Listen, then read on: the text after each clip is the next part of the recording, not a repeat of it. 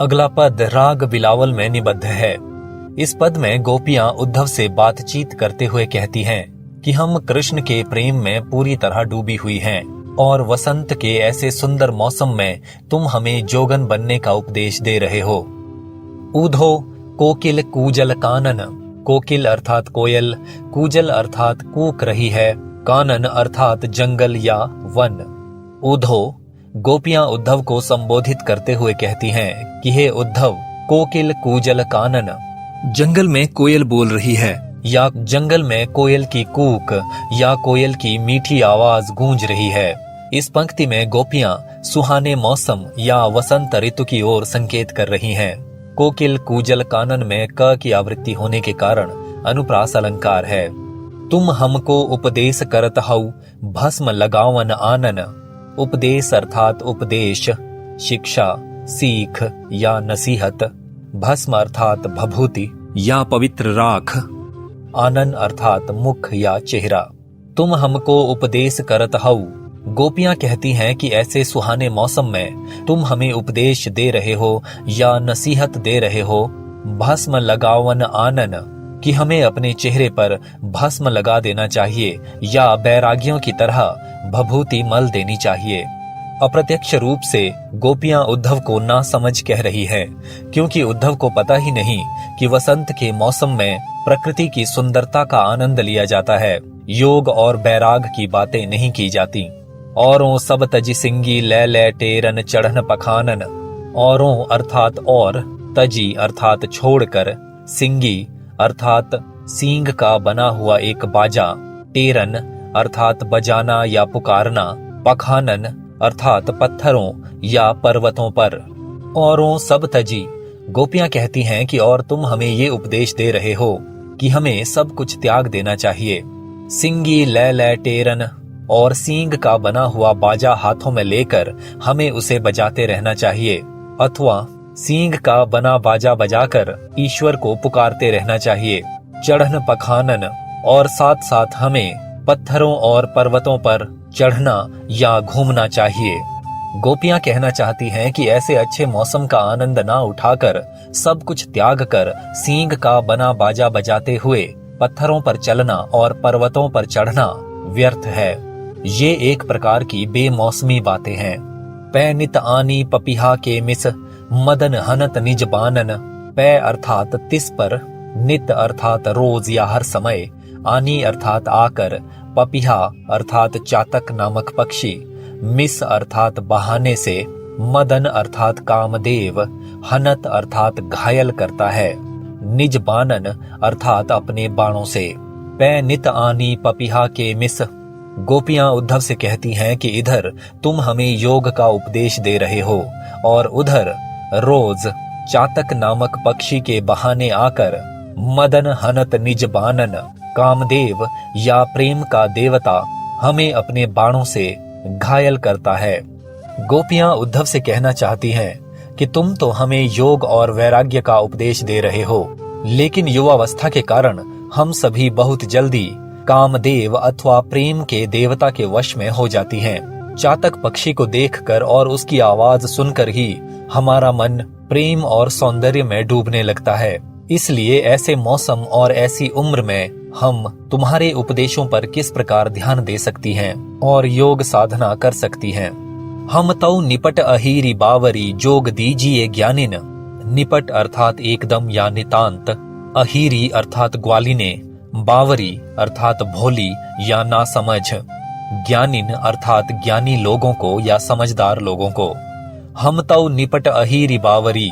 गोपियां उद्धव से कहती हैं कि हम तो एकदम भोली भाली ग्वालिने हैं। जोग दीजिए ज्ञानिन, योग साधना का ये उपदेश आपको ज्ञानी या समझदार लोगों को ही देना चाहिए। इस पंक्ति में गोपियों ने उद्धव के ज्ञान और उनकी बुद्धि पर व्यंग्य किया है। खुद को गंवार बताकर वे एक प्रकार से उद्धव को ही ना समझ कह रही हैं, क्योंकि उद्धव गलत लोगों को ज्ञान प्रदान कर रहे हैं। उन्हें चाहिए कि अपने ज्ञान की चर्चा योगियों और साधकों के साथ करें। हालांकि इस प्रशंसा के बहाने भी गोपियां उद्धव के ज्ञान का मजाक उड़ा रही हैं।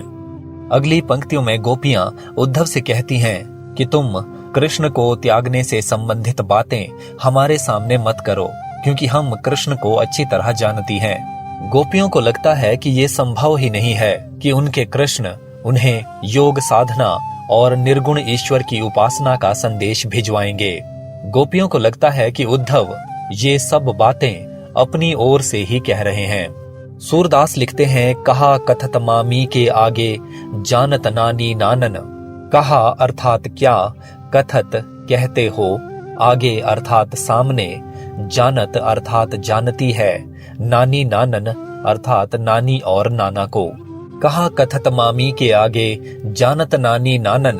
गोपियां मुहावरेदार भाषा का प्रयोग करते हुए कहती हैं कि हे उद्धव, ये तुम मामी के सामने नाना नानी के बारे में क्या क्या बातें कर रहे हो। मामी तो नाना और नानी को अच्छी प्रकार से जानती है। इस पंक्ति में सूरदास ने नानी के आगे ननिहाल की बातें मुहावरे का प्रयोग किया है। इस मिसाल के द्वारा गोपियां उद्धव को समझाना चाहती हैं कि उनके सामने कृष्ण से संबंधित बातें करना व्यर्थ है, क्योंकि कृष्ण उन सभी गोपियों के बीच ही पले बढ़े हैं और वे कृष्ण के स्वभाव को अच्छी प्रकार जानती हैं।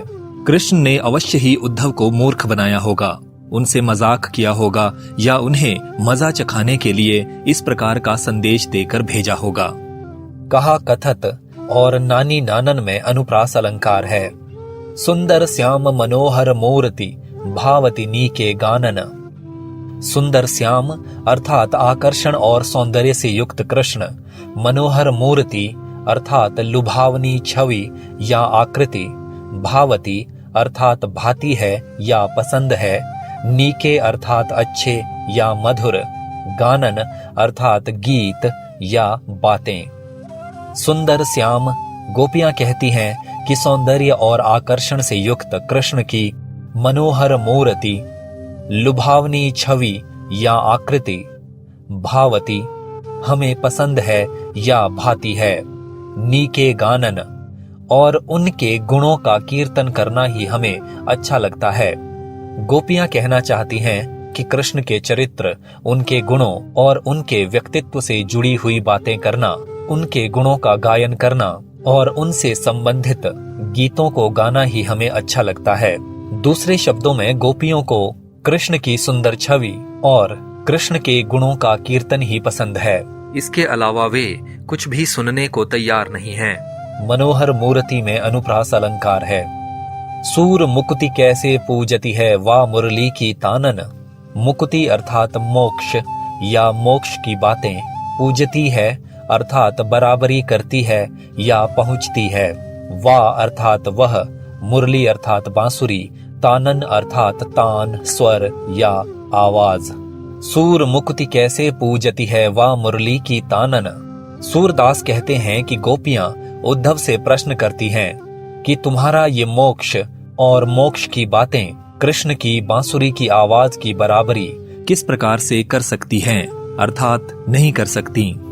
गोपियां कहना चाहती हैं कि तुम्हारी निर्गुण ईश्वर की उपासना, योग साधना और मोक्ष की बातें नीरसता और शुष्कता से भरी हुई हैं। ये बातें कृष्ण की मुरली की तान की बराबरी नहीं कर सकती, क्योंकि कृष्ण की मुरली की आवाज में प्रेम है, सौंदर्य है और रस है, जबकि मोक्ष की ये बातें रूखी हैं।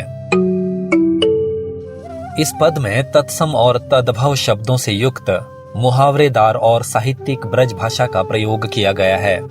अनुप्रास अलंकार की प्रमुखता है, प्रसाद और माधुर्य गुण है, संवाद शैली का प्रयोग है, पूरे पद में संगीतात्मकता है। गोपियों की वाक्पटुता और तर्कशीलता में विनोद और व्यंग्य की झलक है। इस पद में योग साधना और मोक्ष का तिरस्कार किया गया है। गोपियों का कृष्ण के प्रति अनन्य प्रेम और भक्ति भी इस पद में दर्शाई गई है।